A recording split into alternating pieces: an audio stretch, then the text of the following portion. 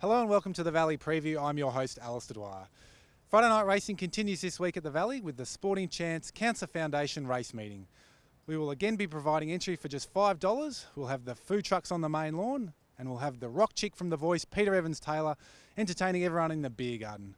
More importantly, this week from the Sporting Chance Cancer Foundation, we will have Rob Hines and his team up in the committee room, and we're joined by Rob. Welcome, Rob. Thank you, Alistair.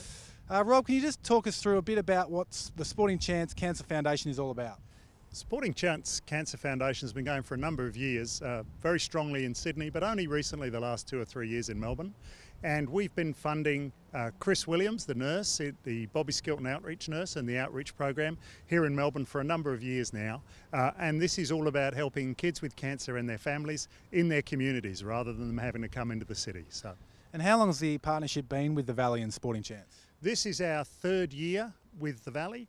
We're delighted to be partnered with the Valley. It's a perfect fit for us because being Friday night racing, we can make it a function, we can get a lot of people along, and we can have fun at the races on a Friday night. And can you just explain to the viewers what's happening in your fundraising function up in the committee room, and can they get along to that? Yes, we've got we're filling up rapidly. We've got over 200 people now booked into the committee room for Friday night.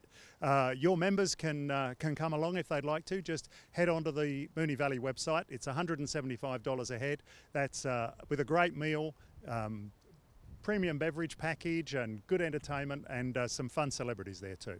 And a couple of those celebrities, Mark Taylor and the like, will be there? Yes, Mark Taylor's the chairman of the Sporting Chance Cancer Foundation, and he's coming down, so Mark will be in the room, and we'll have a number of other celebrities and sporting stars from around the country. And all the funds raised from the night, and for people donating at sportingchance.com.au, that all goes to your mobile care units and your programs that you do? Yes, we're raising funds specifically for Melbourne this Friday night for the programs here with the Royal Children's Hospital.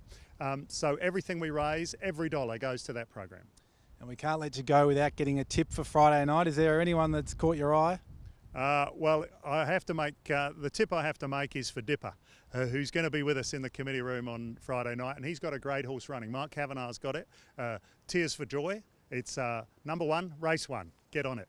We're now joined by the Valley's track manager, Marty Synan. Marty, welcome. As you can see, we're undercover at the moment. A bit of rain this week in Melbourne, much needed, but I don't think there's been too much around the Valley. No, we had a mill on Tuesday night, and that's about it for the week, plus what we're having now.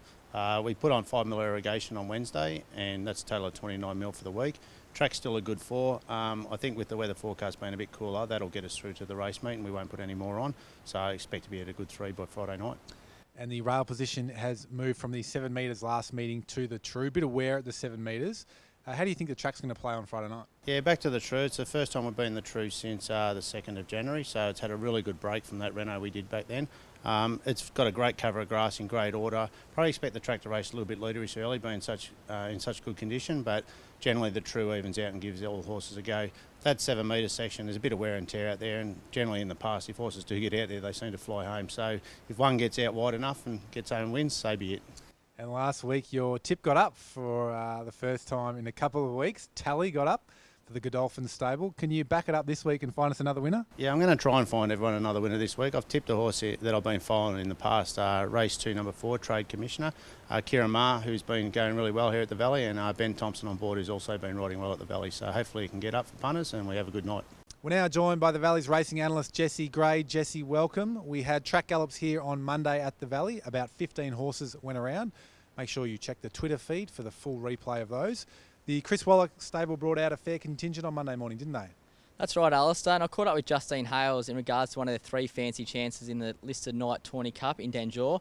Danjor has been up since the start of September. He's been going all right. He only got beat half a length the other day. He sort of got going a little bit too soon, I think, at Caulfield. And he seems to like it here. And his work was good this morning. He got a little bit flat-footed, but he went to the line well at the end.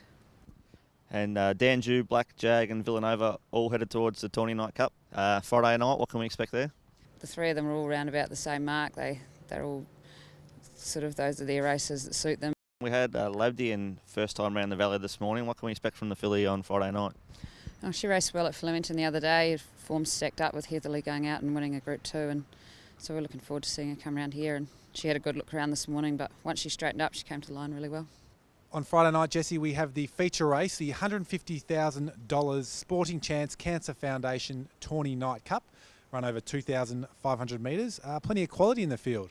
That's right, Alistair. We've assembled a really strong field for this race that we're very happy with. The three main runners I like to have a look at is Sign Off, a former Group 3 winner who's also ran fourth in a Melbourne Cup. It won last start Boxing Day at Caulfield where it was very strong. Carrying 61.5 kilos could just be a little bit too much for it, however, I think. The other one I do like is Paradanza from the Tony Noon stable, who won here a fortnight ago by 4.5 lengths in very convincing fashion. Carrying only 54 kilos with driving Neil back on board again, I reckon he'll be right there at the finish. Outside, and Arthur Bungsin is finishing well, but it's Paradanza well clear for Jai McNeil, and she'll race away to score well. Paradanza won it by 4 to 5 lengths, Hipster Girl. And the final one I like is Real Love, a former Western Australia mare. It's having its second start for the Darren Weir stable. It did run third in the Perth Cup on the January the 2nd. I think it's going to be very hard to beat. And of course, we've got to talk about the Jeep 55 second challenge, Heat 13 on Friday night. Still struggling to beat the Heat 1 time of Tuscan Sling from the Darren Weir stable. What do you make of that race? I think it's going to be a very interesting race this week. We've got 4 previous 955 winners in the race in Antimo, Borada, Hotel Sierra and Fab Favola. Fab Favola has Damien Oliver taking over the reins and dropping 3.5 kilos since his last start a fortnight ago. I think it's time for Fab Favola to salute from barrier 1. And of course, your tip last week, Catch a Fire, saluted. You're giving high fives on course last Friday night. Obviously, it was pretty short. It was odds on. But at the time of the Valley preview being released, it was about 350. So can you find the punters another winner this week? I reckon I can, Alistair. I'm going with a filly from the Brent Stanley stable this week to keep viewers on a winning run. Stanley's strike rate at the Valley is usually always around the mark when he brings one here, and you always have to take notice and pay close attention. I really like the run of Miss Dominance a fortnight ago here. She did a lot wrong, but still running through strongly for fourth, when she should have easily been forgiven for dropping off. She'll have taken great benefit from that race and gained some valuable experience. I think she'll be a great each-way selection. Already by 2 lengths to second Brittany. Now Romensky's made up tremendous ground, probably grabs third in a photo from Zazis and Miss Dominance. There are still plenty of great dining options still available on Friday night, including the 5-course degustation menu in the dining boxes. And for more information on that and what's happening on the night, head to thevalley.com.au or simply call 1300 The Valley. I'll see you at the Valley on Friday night.